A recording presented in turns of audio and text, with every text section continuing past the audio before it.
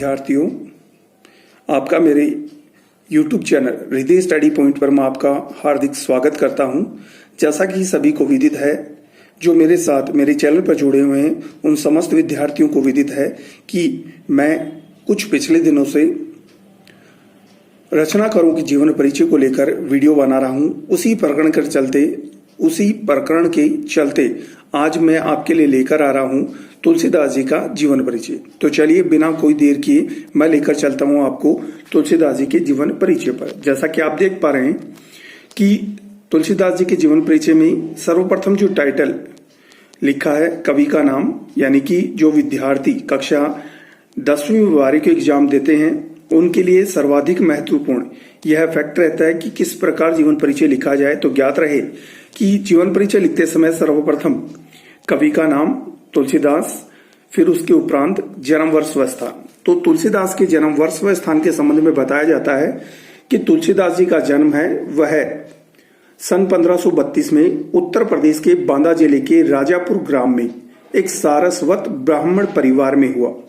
एक बार इसे पुनः दोहराना चाहूंगा कि तुलसीदास जी का जो जन्म है और उनका जन्म वर्ष व स्थान है वह कि बताया जाता है कि इनका जन्म सन 1532 में उत्तर प्रदेश के बांदा जिले के राजापुर ग्राम में हुआ माना जाता है। चलिए तो चलते हैं इनके माता पिता की ओर। ज्ञात रहे इनके माता पिता के संबंध में बताया जाता है कि इनकी माता का नाम हुलसी देवी था तथा इनके पिता का नाम आत्माराम दुबे था। एक बार पुनः दोहराना चाहूंगा कि विद्वान मानते हैं कि इनकी माता का नाम हुलसी देवी तथा पिता का नाम आत्माराम दुबे बताया जाता है। विशेष तथ्य, इनके जन्म के संबंध में एक विशेष तथ्य देखने को मिलता है जो इस प्रकार है कि इनका जन्म अभुक्त मूल नक्षत्र में होने के कारण इनके माता पिता द्वारा इनका परित्याग कर दिया गया। तदुपरांत इनका लालन पालन मुनिया नामक दासी द्वारा किया गया बताया जाता है। एक बार पुनः दोहराना चाहूंगा कि तुलसीदास का जन्म अभुक्त मूल नक्षत्र अर्थात यह हिंदू धर्म में एक अशुभ नक्षत्र माना जाता है। इसी के चलते तुलसीदास के माता पिता द्वारा इनका परित्याग कर दिया गया। तत्पश्चात तुलसीदास का लालन पालन मुनिया नामक दासी द्वारा किया गया। चलिए आगे चलते हैं। गुरु का नाम, जैसा कि आप देख पा रहे हैं इनके गुरु का नाम नरहरियानंद या नरहरिदास बताया जाता है। विशेष तथ्य देखिएगा, पत्नी रत्नावली अर्थात तुलसीदास जी की पत्नी का नाम रत्ना देवी था। कहा जाता है कि पत्नी रत्नावली द्वारा उत्प्रेरित किए जाने पर अर्थात रत्नावली ने ही इनको प्रेरित किया था और तब से इन्होंने गृहस्थ जीवन का मोह त्याग कर राम भक्ति की ओर प्रवृत्त हो गए। एक बार पुनः दोहराना चाहूंगा विशेष तथ्य को कि पत्नी रत्नावली द्वारा उत्प्रेरित किए जाने पर तुलसीदास गृहस्थ जीवन के मोह को त्याग कर राम भक्ति की ओर अग्रसर हुए। अर्थात कहा जा सकता है कि तुलसीदास के जीवन का निर्णायक मोड़ इनकी पत्नी द्वारा लाया गया था इनके जीवन में। तो चलिए आगे लेकर चलता हूं इनकी प्रमुख कृतियां अर्थात राम भक्ति करते हुए इन्होंने जो कृतियां लिखी हैं वो कुछ इस प्रकार हैं।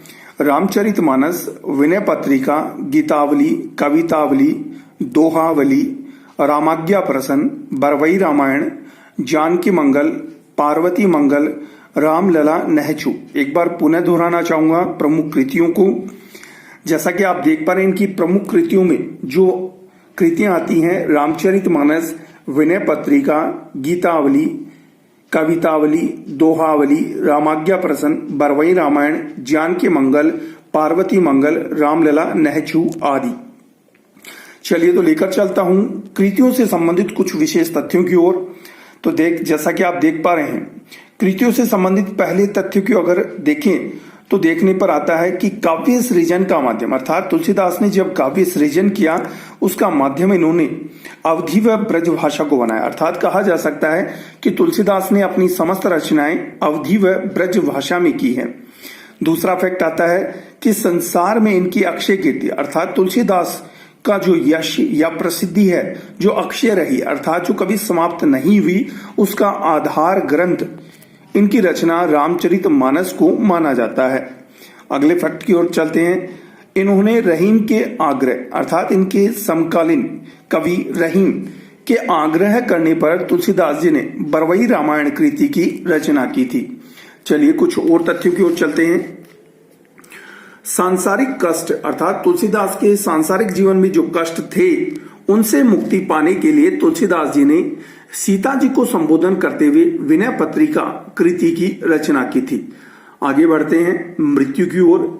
प्रिय विद्यार्थियों, जान रहे तुलसीदास जी के निधन के संबंध में एक दोहा बहुत प्रचलित है। जैसा कि आप देख पा रहे हैं, दोहा है संवत 1680 80 गंग के तीर, श्रावण शुक्ला सप्तमी, तुलसी तजो शरीर। एक बार पुनः दोहराना चाहूंगा, तुलसीदास की मृत्यु के संबंध में जो दोहा प्रचलित है वो कुछ इस प्रकार है। संवत 1680 80 गंग के तीर, श्रावण शुक्ला सप्तमी, तुलसी तजो शरीर। प्रिय विद्यार्थियों, उक्त दोहे के आधार पर स्पष्टतः कहा जा सकता है कि तुलसीदास जी की मृत्यु है संवत 1680 अर्थात सन 1623 में हुई। एक यहाँ फैक्ट में आपको अन्य फैक्ट मौखिक रूप में बताना चाहूंगा कि तुलसीदास जी की मृत्यु गंगा घाट किनारे संवत 1680 में सन 1623 में हुई बताई जाती है। धन्यवाद विद्यार्थियों, यदि मेरा वीडियो आपको पसंद आया हो तो प्लीज इसे लाइक, शेयर और सब्सक्राइब करना ना भूलें।